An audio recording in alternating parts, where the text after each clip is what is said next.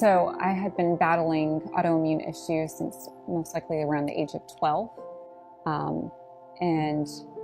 So fast forwarding a little bit to that time of spring of 2014, I was told by my doctor that I had to quit my job, which was really difficult to hear, due to my health, and started having daily seizures.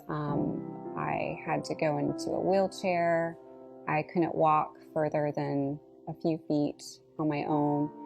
And it's really humbling to say, but I had times where I would even defecate in the bed, all of that. And so Michael actually had to quit the job that he was working at that time and become a full-time caregiver.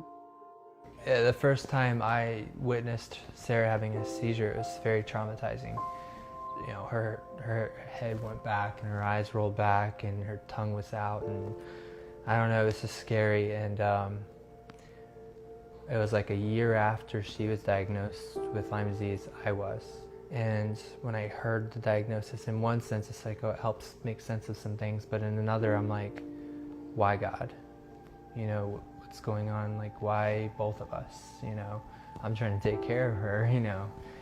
I was bedridden at that point, so Michael made a playlist of our music from the wedding, and he played that for me, and he recited his vows at that time, which was really sweet.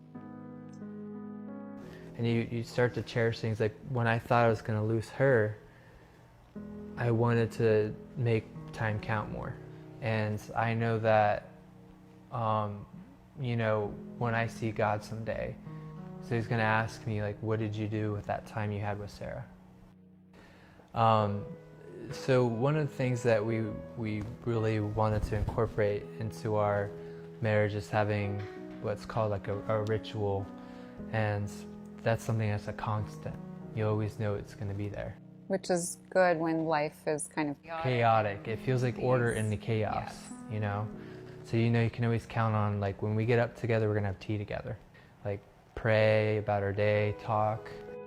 I was told by my neurologist that I would probably always be disabled. And keep in mind, it had been about 3 years that we had been going through this.